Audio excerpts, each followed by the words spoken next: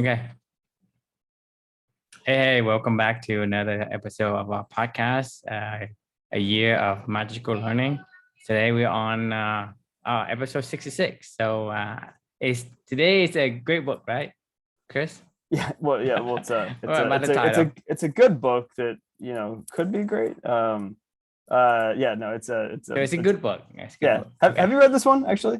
No, I have not. I've heard of it. I heard so many people talking about it and a lot of good reviews on it, but I'm a contrarian. I don't believe in the masses, so you know, I held off reading it. I might Yeah. be persuaded though. Yeah. No, I Be. mean it. Uh, Gosh, I don't know. I'm torn on this book whether or not I would recommend it because Okay. there's a lot of people that Just like the hot thing about the hot thing about the hot, what was it? the hard things about hard things. Yeah, so to me that book doesn't resonate with me, So I don't know I about think I mean, based on the title, it kind of, it's like made me may reserve that for later. it's so here's the thing is like this is like a very, very well-known business book. I mean, it was and it is a good book. It's a good read. The reason why I would be apprehensive of recommending this one is as time has gone by, this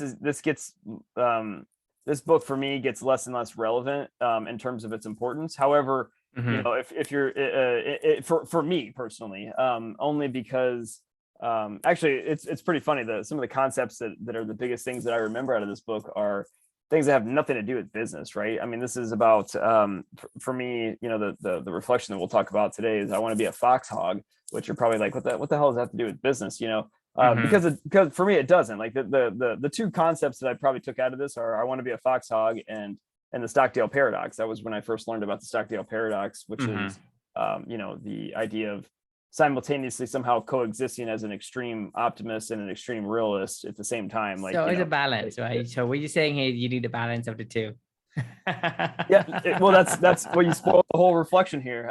So the book, Good to Great, like I'll go ahead and recommend it. It is a really good book. Jim Collins is a great author. I think they did a great job, doing the study that they did. But this goes back to like you and I, with our, there is no patterns in randomness, like, I mean, a lot of the companies that they studied, they went from good to great with the criteria that they used no longer fit that bill anymore. Like, I mean, it's hard to, it's just, I think it's an impossible task is what they're trying to do of finding that pattern that does make a company, good to great. Now there are some timeless qualities that he mentioned in the book that I do find really valuable. And I think, it can be a really helpful book for a lot of people to understand, what are some of those ingredients maybe that go into, the pot to mix up to turn a company, into a great company. But I don't know that there's some like surefire blueprint that comes out of this or for any of these business books. I mean, because I think it all gets centered around the idea of finding that pattern in a random, like who becomes successful and why kind of thing, like it is so random, Right. So they're looking back at history and just take whatever path that works and take that and ignore everything else as noise. But that's like hindsight, right? Because you don't know where something would pivot to until you see it. So to me, a lot of time when you make a universal claim to be, hey, from good to great, whatever, to me that doesn't apply to everybody. I mean, if you say something isn't typical, like saying it's not a typical result, then it's not a system. Therefore, this means like, hey, anyone could become from good to great, or if you want to become a good to great, right, or go from good to bad. No guarantee. Yeah, there's no guarantee that you could be if you follow these principle or map or plan or whatever. Correct. Yeah. So that's kind of why I struggle with these kinds of books these days. I was entertained by the book. I learned a lot when I read it. I think some of the concepts around like level 5 leadership is leaders who are humble but driven for what's best for the company. I think there's some concepts in here that are definitely a thinker that you learn from. But on the whole, like, I mean, it's something, like I said, I'm probably this So this what is a resonated a level lot. 1 leadership? I'd have to pull up. What is a level 0 leadership?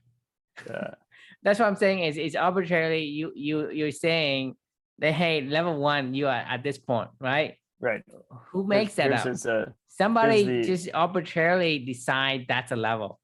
Right. So here's my the point. The pyramid from good to great. It's level 1, it's a highly capable individual. Level 2 is contributing team member. Level 3 is a competent manager. Level 4 is an effective. But none of them is a leader. What's that? None of them is a leader. It has nothing to do with leadership. It's either you're a capable individual, has nothing to do with leader. Contributing team member is not a leader, right? This is it. It's like builds enduring greatness through a paradoxical blend of personal humility and professional will. Like, that's a level 5 leader.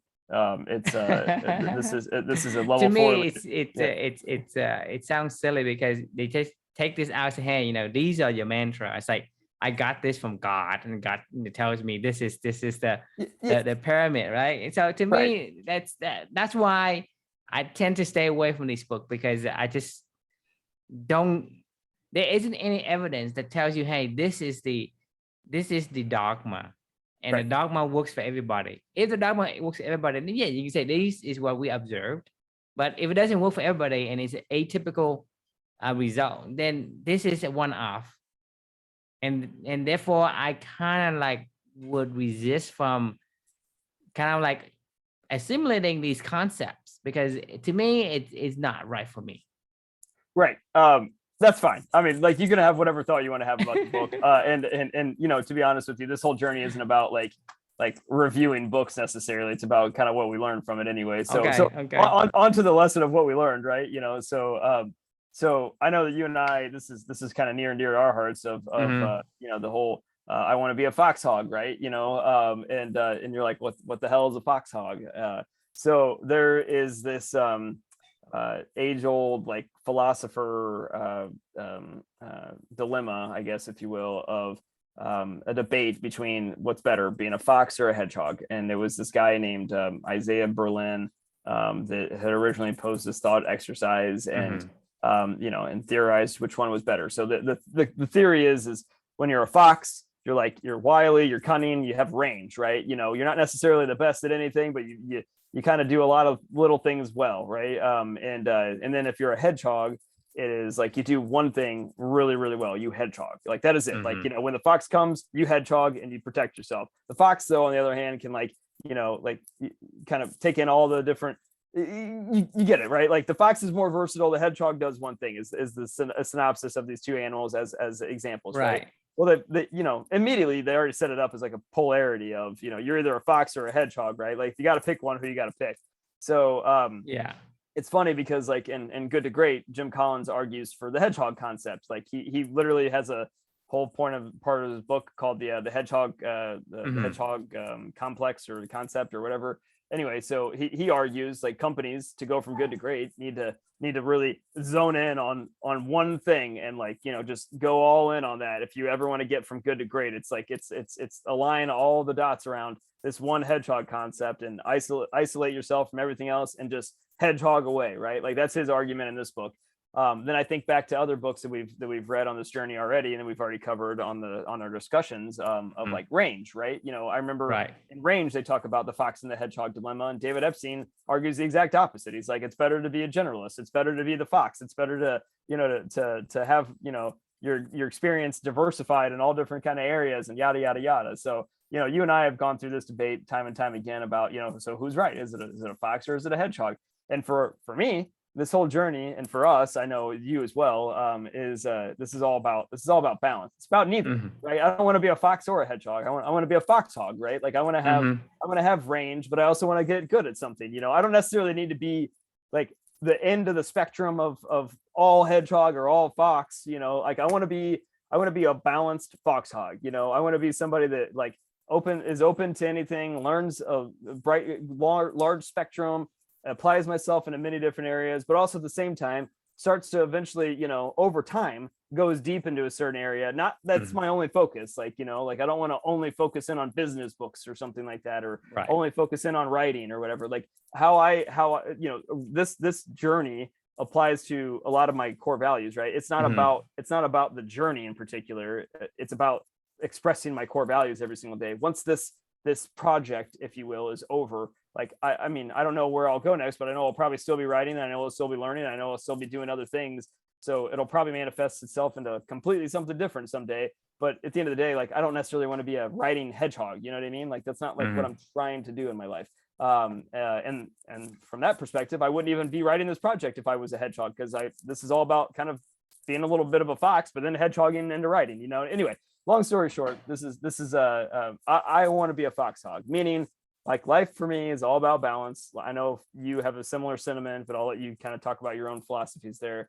And combining the best of both worlds, right? And right. going deep, but also at the same time, having range, and meaningful work and meaningful relationships, right? Like do the things you like to do and keep doing them until you don't want to, and then find another way to express it, but anyway, so that's the genesis of or the gist of the I want to be a foxhog reflection. Right. The question would be is, which do you want to be? Which I know your answer. Do you want to be a fox? Going to be a hedgehog, a foxhog, or something else? So love to get your thoughts. Right. So my thought and my philosophy is that in life there is much more than just black and white. Right. That is just the reality, and that could be the beauty of it or the curse of it, depending on how you look at it. Right. So to me, my philosophy is be who you are. If you are a little bit of both, be a little bit of both. If you are more 80% hedgehog and 20% fox, then be that. If you do the opposite, then do that. Or you do something else, do that.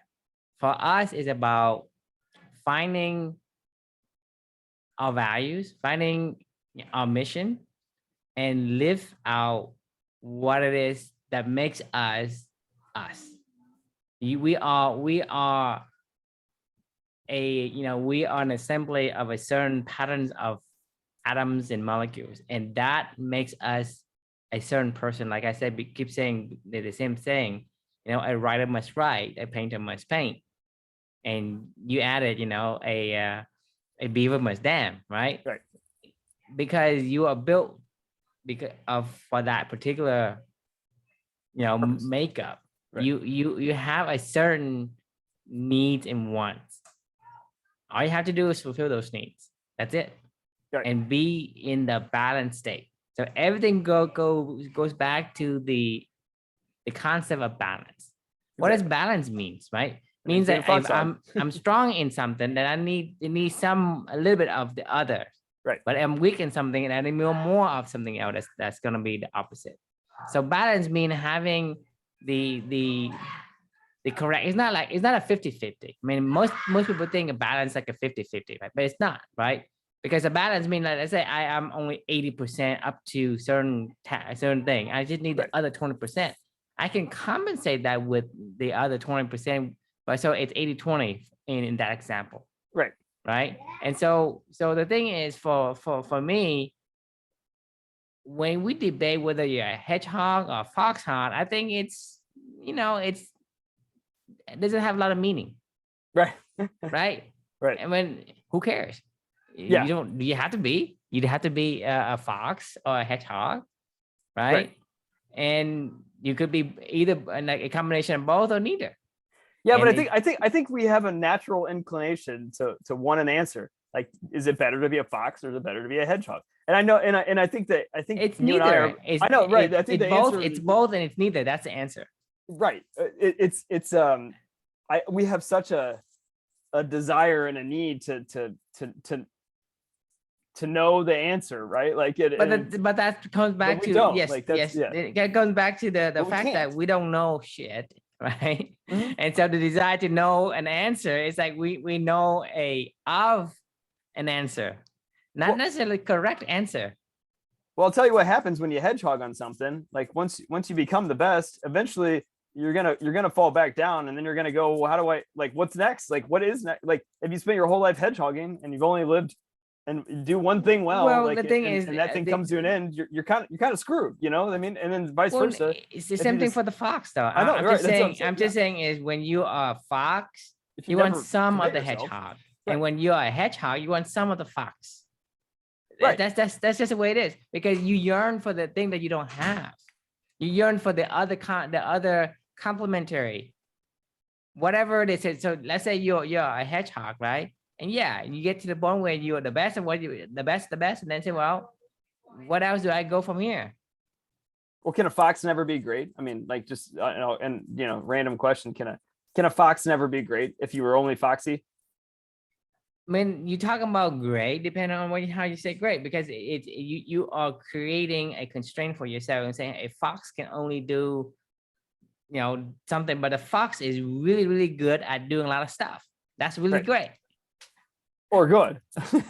Like, no, they're great at doing a lot of stuff. Fox stuff. Yeah. Right. They're great at doing fox stuff. So it's like, okay, a fox is a hedgehog in a foxy way.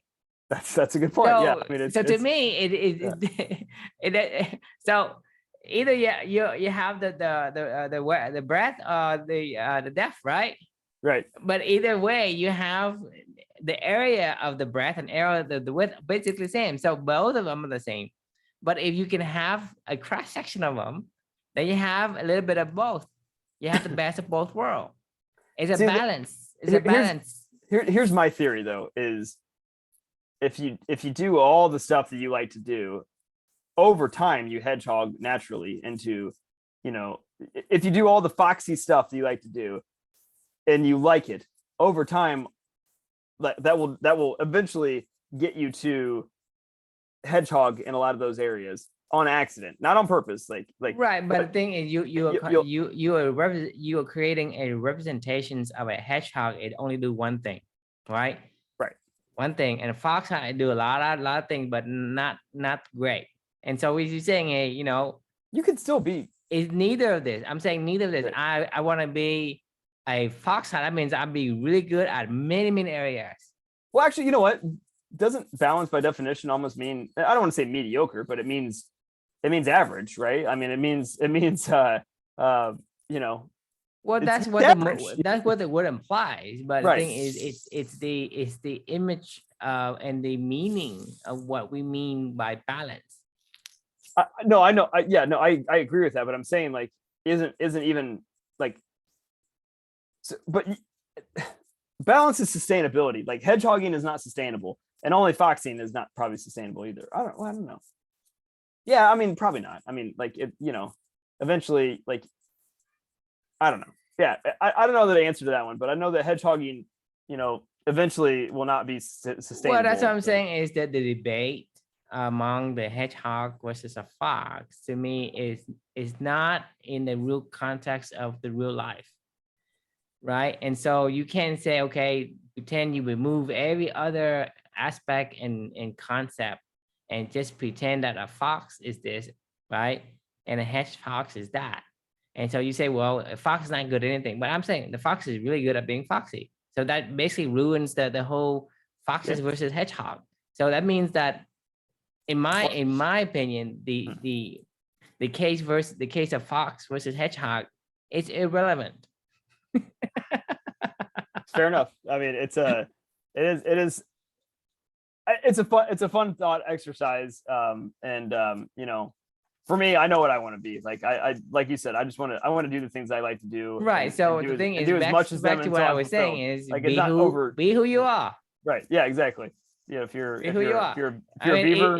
If you're a fox, then be a fox. You don't have to be a hedgehog. If you're a hedgehog, then be a hedgehog. You don't have to be a fox.